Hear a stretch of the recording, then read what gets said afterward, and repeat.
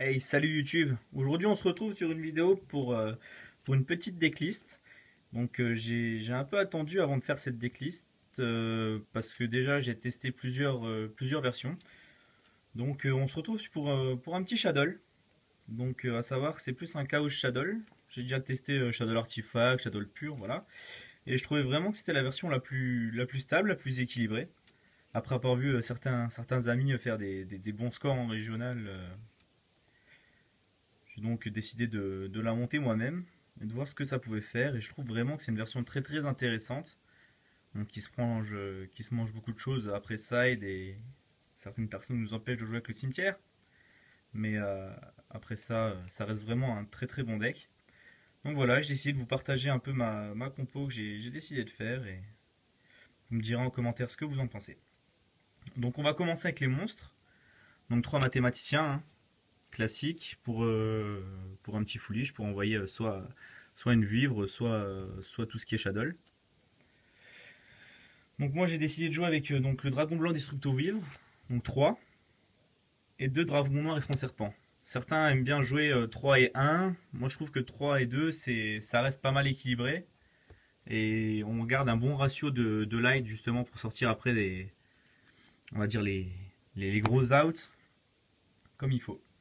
Ensuite niveau shadow, je joue 2 faucons, 2 squamates, 2 hérissons, 2 bêtes et 2 dragons. Après, j'ai décidé de rester en 2-2-2-2 parce que pour des tocs, hein, simplement les tocs, 2-2-2-2-2. Bête, certains on joue 3, moi j'aime pas on joue avec 3 parce que ça fait généralement une carte morte dans la main. Quand on commence avec 5 pièges et une bête, on n'est pas super content. Donc voilà, après hérisson 2. Un ami m'a dit d'en jouer 3, mais je trouve que 2 il est largement suffisant pour avoir la Shadow Fusion. Même si c'est le principe du deck.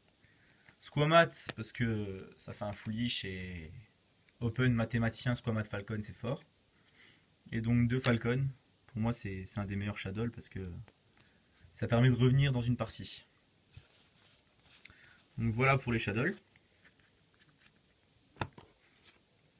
Ensuite, une Vouivre Eclipse, un BLS et un DAD. Voilà. Classique avec BLS et les dragons qui nous permettent de gérer facilement le cimetière. Et la vivre pour aller chercher le DAD. C'est tout pour les monstres. Donc il me semble qu'on est à 21 monstres. Voilà. Maintenant, pour les magies. Alors pour les magies, 3 Shadow Fusion. Le principe du deck, hein, la base. Une Super Polyme. Carte, vraiment, ça c'est la carte du format. Foolish. Invitation. Une Soul Charge. Et un Raigeki. Pourquoi Raigeki? Même si dans le format c'est pas super fort, mais c'est une machine à OTK simplement. Une vraie machine à OTK pure et simple. Même si en face ça joue Burning Abyss ou Shadow qui ont des effets. Vous claquez un Raigeki si vous êtes sûr après de faire OTK, il n'y a rien de plus fort. Ensuite pour les pièges. 3 Sinister Shadow Game. 2 Breakthrough. 2 Trapstun. 2 Vanity. Un Warning. Et un Compulse. J'ai essayé de trouver une place pour rentrer bottom, mais bon, c'est fort, ça va devenir fort contre Clippers, mais pour l'instant, j'aime beaucoup les pièges comme ils sont joués là. Avant, j'ai 3 Vanity, ça faisait un peu trop, et puis il me fallait des places pour ajouter certains monstres. Donc voilà, je trouve que ça reste une compo quand même assez équilibrée. Ça fait vraiment quelque chose de pas mal. Donc voilà pour le main deck. Pour l'extra, c'est simple, hein. C'est 5-5-5-5.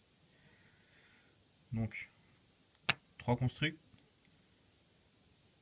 2 Winda, c'est pour les fusions. Ensuite, Léo, Dragon Rose Noir, Arcanite, Goyo et Armades. Ça, c'est pour les synchros. Ensuite, niveau Xyz, une ligne que j'ai pas, que je vais bientôt recevoir, c'est la Valval Chain.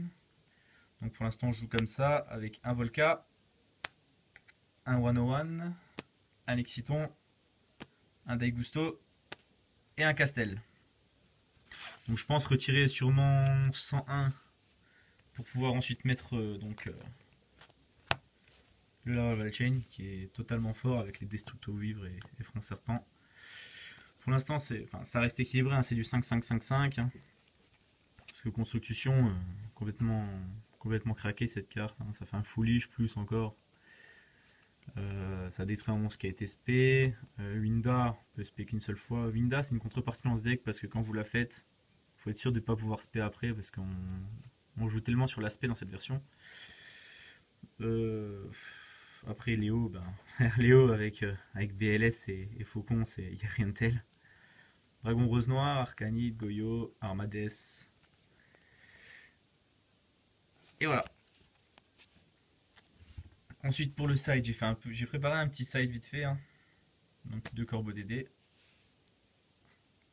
2 Maxé, 2 Veiler, 3 Typhons,